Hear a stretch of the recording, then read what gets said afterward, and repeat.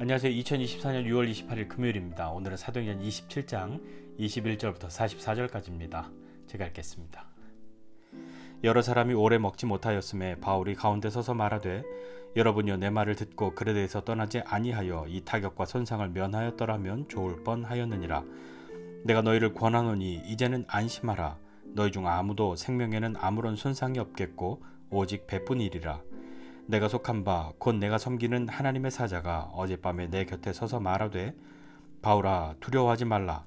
네가 가이사 앞에 서야 하겠고 또 하나님께서 너와 함께 항해하는 자를 다 내게 주셨다 하였으니 그러므로 여러분이여 안심하라. 나는 내게 말씀하신 그대로 되리라고 하나님을 믿노라. 그런즉 우리가 반드시 한 섬에 걸리리라 하더라. 열 나흘째 되는 날 밤에 우리가 아드리아 바다에서 이리저리 쫓겨가다가 자정쯤 되어 사공들이 어느 육지에 가까워지는 줄을 짐작하고 물을 재어보니 20길이 되고 조금 가다가 다시 재니 15길이라. 암초에 걸릴까 하여 고물로 단 넷을 내리고 날이 새기를 고대하니라. 사공들이 도망하고자 하여 이물에서 닻을 내리는 체하고 거룻배를 바다에 내려놓거늘 바울이 백부장과 군인들에게 이르되 이 사람이 배에 있지 아니하면 너희가 구원을 얻지 못하리라 하니 이에 군인들이 거룻줄을 끊어 떼어 버리니라. 날이 새어가매 바울이 여러 사람에게 음식 먹기를 권하여 이르되 너희가 기다리며 먹지 못하고 줄인 지가 오늘까지 열 나흘인즉 음식 먹기를 권하노니 이것이 너희의 구원을 위하는 것이요 너희 중 머리카락 하나도 잃을 자가 없으리라 하고 떡을 가져다가 모든 사람 앞에서 하나님께 축사하고 떼어 먹기를 시작하매 그들도 다 안심하고 받아 먹으니 배에 있는 우리의 수는 전부 276명이더라. 배부르게 먹고 밀을 바다에 버려 배를 가볍게 하였더니 날이 새매 어느 땅인지 알지 못하나 경사진 해안으로 된 항만이 눈에 띄거늘 배를 거기에 들여다 댈 수 있는가 의논한 후 닻을 끊어 바다에 버리는 동시에 키를 풀어 늦추고 돛을 달고 바람에 맞추어 해안을 향하여 들어가다가 두 물이 합하여 흐르는 곳을 만나 배를 걸매 이 물은 부딪혀 움직일 수 없이 붙고 고물은 큰 물결에 깨어져 가니 군인들은 죄수가 헤엄쳐서 도망할까 하여 그들을 죽이는 것이 좋다 하였으나 백부장이 바울을 구원하려 하여 그들의 뜻을 막고 헤엄칠 줄 아는 사람들을 명하여 물에 뛰어내려 먼저 육지에 나가게 하고 그 남은 사람들은 널조각 혹은 배 물건에 의지하여 나가게 하니 마침내 사람들이 다 상륙하여 구조되니라. 아멘.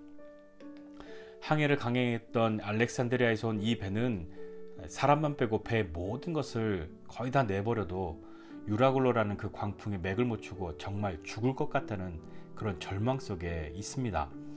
이런 절망 속에서 여러 날이 지나도록 사람들이 제대로 먹을 수가 있었겠습니까? 해도 안 보이고 별도 안 보이고 풍랑 가운데 있는데요. 그때 바울이 말합니다. 당신들 내가 보니까 내 말 안 듣더니 꼴 좋다. 내가 뭐라고 그랬냐? 내가 이럴 줄 알았어. 앞으로는 무조건 내 말 잘 들어. 내 말 안 들으면 죽는다. 이렇게 하면서 비아냥거리거나 누구를 원망하거나 질책하거나 더 나아가서 어떤 협박을 하는 것이 아니라 내 말을 듣고 그에 대해서 떠나지 않았더라면 좋을 뻔했지만 그래도 안심하십시오. 배는 좀 상하겠지만 아무도 생명에 그렇게 손상이 없을 겁니다.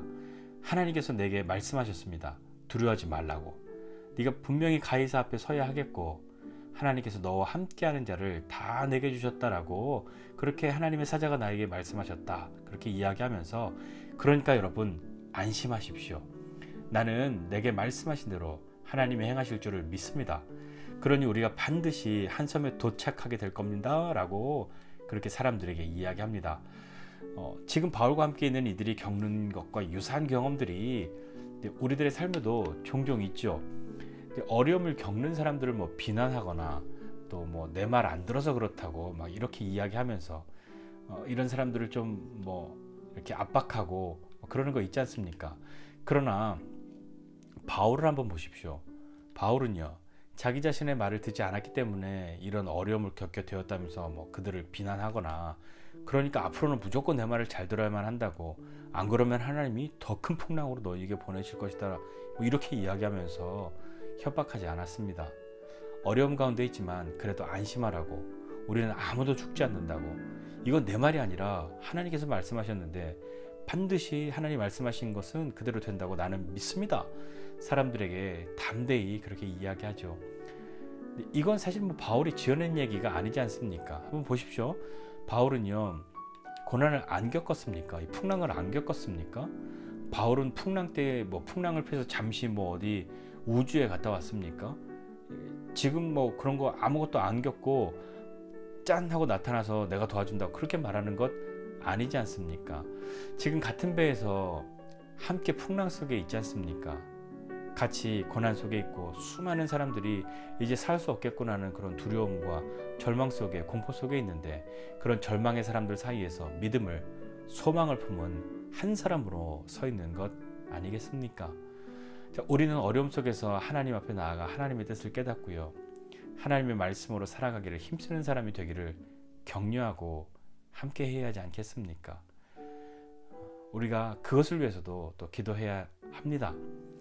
그런데요, 교묘하게 하나님이 아닌 마치 하나님의 뜻을 잘 알고 있는 것처럼 보이는 그런 나를 의지하게 만들려고 하는 것들, 그런 것이 있는 것도 좀 있죠. 우리 그런 비슷한 것도 경험하지 않습니까? 우리는요, 하나님을 믿고 의지합니다. 하나님은 우리에게 말씀하시죠. 우리가 주님의 뜻을 따르기를 원하고요, 하나님의 음성을 듣기 원하는데, 그런 우리를 하나님이 무시하고 뭐 소위 뭐 어마무시한 영역이 있는, 영빨 있는 사람들에게 우리에게 하실 말씀을, 나에게 하시는 말씀을 나는 제껴두고 그에게만 하시지는 않을 것 같지 않습니까? 내가 안 듣고 못 듣는다면 낙이라도 소리를 내겠지만 간절히 주님 앞에 엎드려 있는데 우리를 그렇게 무시하고 버리시지 않는단 말입니다. 자, 다시 오늘 말씀처럼 바울이 배에서 그렇게 멋지게 말하면 배에 있던 사람들이요, 앞으로는 무조건 바울 말을 잘 들어야지, 바울이 최고야, 역시 바울 하면서 바울 바울 바울 막 이렇게 소리를 지른다면요, 마침내 바울은 자신의 뜻을 이루게 되는 걸까요? 그걸 즐기고 기뻐하면서 자신의 욕망을 숨기고 겸손한 척하는 그런 바울을 우리가 보게 되는 걸까요? 이 장면을 읽다 보면요, 바다에서 풍랑 만나고 막 이런 얘기니까 요나의 이야기도 좀 살짝 떠오릅니다. 요나가 하나님의 낯을 피해서 다시스로 가는 배에 자기가 값을 치르고 가잖아요. 하나님이 가라고 하시는 것과 정반대 방향으로 그렇게 가버리려고 하는 것이죠. 우리가 알다시피요, 그로 인해서 큰 풍랑을 만나게 되지 않습니까? 요나가 만난 풍랑은요, 불순종에서 만난 것이라고 한다면 바울이 만난 풍랑은요, 불순종에서 만난 풍랑은 아니지 않습니까? 바울이 사람들에게 이렇게 하나님이 함께 하신다, 우리가 죽지 않는다 라고 말하면 금방 날씨가 좋아지고 파도도 잔잔해지고 평화로운 섬에 뭐 곧바로 그런 섬이 눈앞에 짠 하고 나타나고 막 그래야 할 것만 같은데요, 이 배는 출항한 지 14일째가 되는 그날 자정이 될 때까지도 이리저리 쫓겨다니고 있습니다. 그러는 중에 선원들이요, 육지에 가까워지는지를 짐작했죠. 느낌으로 알았단 말이에요. 물이 조금씩 얕아지는 것을 확인했고요, 암초에 걸릴까봐 닻을 내리고 날이 새기를 기다리고 있습니다. 그러는 중에 선원들은 자기들끼리 뭔가 신호를 맞춘 거죠. 자기들만 살려고요, 도망칠 걸 모색했단 말이에요. 닻을 내리는 척 하면서 구명정을 내리는 것을 바울이 보았습니다. 바울은요, 백부장과 군인들에게 이 사람들이 배에 있지 않으면 너희가 구원 얻지 못한다, 배 우리가 실제로 뭐 조종하거나 할 수 없지 않냐. 군인들이 그 얘기를 하니까 군인들이요, 구명정의 줄을 끊어서 떼어버립니다. 자, 이렇게 되면요, 이 배 분위기가 어떻게 되겠습니까? 뭐 이런 건 뭐 어렵지 않게 상상할 수 있지 않습니까? 재난 영화 같은 거 보면 꼭 나오는 장면이잖아요. 자기만 살려고 몰래 도망치려고 하고 막 그런 모습이요. 이 배 분위기가 지금 어떻겠습니까? 새벽이 점점 가까워왔고요, 바울이 사람들에게 음식 먹기를 권했습니다. 너희 중에 머리카락 하나도 잃을 자가 없다 하면서 떡을 가져다가 사람들 앞에서 하나님께 축사하고 떼어 먹기를 시작합니다. 사실 뭐 엄청 어색하고 삭막한 그런 배의 분위기 속에서요, 바울의 이런 모습은요, 바울이 말한 대로 하나님께서 말씀하신 대로 아무도 죽지 않을 거라는 걸, 그 말씀하신 그 하나님이 우리와 함께 하신다는 것을 사람들에게 알리는 것이 되기도 했죠. 사람들이 다 안심하고 받아 먹었습니다. 도망가려고 했던 선원들도 함께 먹었죠. 그 배에는 모두 276명이 타고 있었고요. 모두 배부르게 먹고 밀을 바다에 버려서 배를 가볍게 만듭니다. 암초 사이를 지나가려고 했으니까 배를 최대한 가볍게 해야 했던 것 같습니다. 아침이 되니까요. 어느 땅인지는 알 수 없지만 경사진 해안으로 된 그런 항만이 눈에 띄었죠. 사람들은 뭐 소리 지르지 않았겠습니까? 이제 살 수 있다고, 저기로 가면 된다고. 어딘지 알 수 없지만 선장과 선원들은요, 배로 저기까지 어떻게 가서 우리 배를 댈 수 있을지 서로 의논했습니다. 생각하고 막 이야기했어요. 사실 이들은 불과 몇 시간 전만 해도 자기들만 살려고 그렇게 도망하려고 했던 사람들이지 않습니까? 근데 그랬던 사람들이 이제 자신들의 어떤 풍부한 경험, 전공 이런 걸 살려서 모두가 살기 위해서 배를 어떻게 하면 댈 수 있을지 의논하고 있는 거지요. 마침내 배가 떠나가지 않게 의지하고 있었던 그 닻을 끊어버립니다. 또 그 배 방향타 있잖아요. 키, 그걸 늦춘 채로 돛을 달고 바람에 맞춰서 해안을 향해서 들어가기 시작합니다.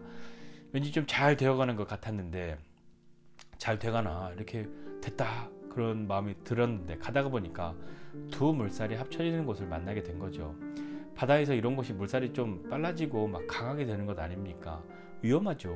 결국은요, 거기에서 배 앞부분은 뭐 모래톱에 부딪힌 것인지 알 수 없지만 움직일 수 없게 되었고요. 뒷부분은 큰 물결에 막 깨져나가고 있는 거죠.